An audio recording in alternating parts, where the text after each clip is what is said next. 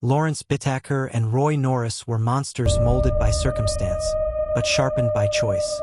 They met in 1977, behind the walls of California Men's Colony. That prison housed some of the state's worst. Repeat sex offenders, predators, and violent criminals. But even in a place like that, Bittaker and Norris stood out for how they talked about pain. Bittaker was a high IQ loner, IQ of 138. Raised in a series of foster homes after being abandoned at birth. He had a long rap sheet: assault, burglary, grand theft auto, but never murder. Until he met Norris. Norris was quieter. A Vietnam vet turned serial rapist, already institutionalized several times for sexual violence. Diagnosed with paranoid schizophrenia, he'd once fantasized about hunting women like game. In prison, they shared stories of what they would do if they could get away with it. The fantasies evolved, became plans. They sketched out the van, chose the tools, defined their perfect victims. Girls, teenagers, between 13 and 19. Virginity was optional. Fear was mandatory. By late 1978, both were paroled. Within weeks, they reconnected in Los Angeles. And they bought the van. The van was a 1977 silver GMC cargo van, windowless, modified inside. They named it Murder Mac. It had no back seats, just a mattress, ice chest, tape recorder, and a red metal toolbox. The contents of the box read like a torture guide: needle nose pliers, vice grips, ice picks, wire coat hangers, duct tape, sledgehammers, rope, screwdrivers, a portable Polaroid camera, cassette recorder, a butcher knife. They practiced with it, picked up hitchhikers, offered rides to runaways, then let them go. Until they were ready, they gave themselves a quota: one girl for each week between spring and Halloween. June 24, 1979, Lucinda Cindy Schaefer, 16. A church-going high school honor student, Lucinda was walking home from a Sunday youth meeting in Redondo Beach. She refused their initial offer for a ride. That didn't stop them. They drove ahead, parked, waited. When she passed, Bittaker grabbed her and dragged her into the van.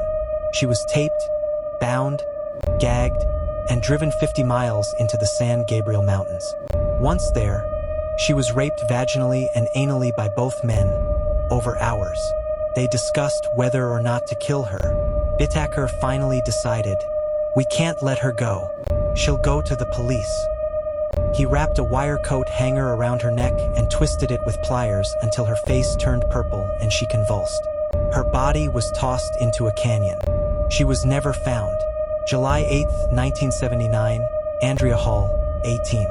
Andrea was hitchhiking along the Pacific Coast Highway. They stopped. She got in. Norris hid in the back under a blanket. When she realized something was off, he lunged forward, overpowered her, and gagged her. She was tied and raped repeatedly. They made her pose for Polaroid photos. Then, Bittaker stabbed an ice pick into her ear, puncturing her brain. When she didn't die, he strangled her with the hanger. Her corpse was thrown off a cliff, never recovered. September 3, 1979, Jackie Gilliam, 15, and Leah Lamp, 13. Two girls, waiting at a bus stop, just after Labor Day. The van pulled up. Bittaker offered weed. They accepted. That choice sealed their fate. As they smoked, Norris pulled a gun. They were bound with duct tape and driven to the mountains again. What followed was 2 days of unrelenting sadism. They were raped, tortured, mutilated, one while the other was forced to watch. Bittaker used pliers to twist Jackie's nipples. He beat Leah with a sledgehammer, fracturing her elbow. He raped them with tools and took photos, hundreds. Then he drove an ice pick into Leah's ear. She died gurgling. Jackie was strangled and dumped in the woods beside her friend. Their skeletons were later recovered. October 31st, 1979, Shirley Lynette Ledford, 16. Halloween night. Shirley had been at a party. She was tired, irritated with her mother, and decided to hitchhike. Bittaker pulled up. She recognized him from the restaurant where she worked part-time. That made her feel safe. She got in. The door closed. The locks clicked. The van drove off into hell. They immediately gagged her, bound her, ripped off her clothes. Over the next 2 hours, she was raped, sodomized, beaten, tortured, and finally killed. All while a cassette recorder ran. What's on that tape would haunt investigators forever. To this day, only a handful of people have heard the Shirley Ledford tape in full.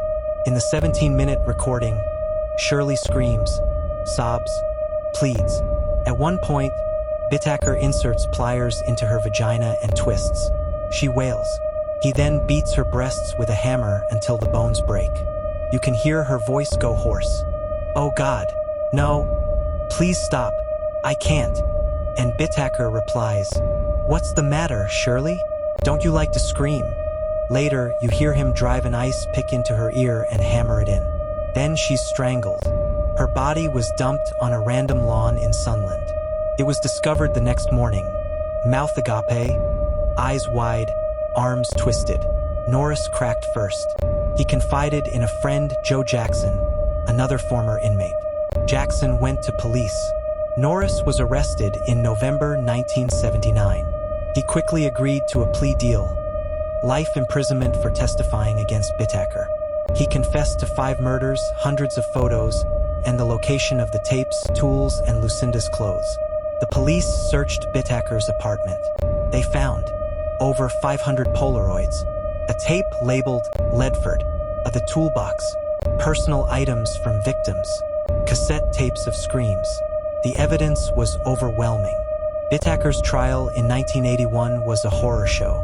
The Shirley Ledford tape was played for the jury. Several jurors cried. One woman vomited and left the courtroom. FBI agents described it as worse than anything in their careers. Bittaker showed no emotion, even as the screams played. He was convicted of 5 counts of murder, 9 counts of rape, multiple counts of torture, and kidnapping. He was sentenced to death. Norris, true to his deal, received life in prison. He died in 2020. Bittaker died on December 13, 2019 in San Quentin, after nearly 40 years on death row, having never expressed a moment of remorse. The Toolbox Killers changed criminal profiling forever. They didn't kill for revenge, money, or passion. They killed for pleasure. They planned it like engineers, sadists with blueprints. Their van became a mobile dungeon, their tape a haunting legacy. That tape remains sealed in evidence to this day. A few FBI trainees still hear it under supervision. Those who do often require therapy. One detective said, "You don't just hear her scream. You hear her soul trying to escape her bod."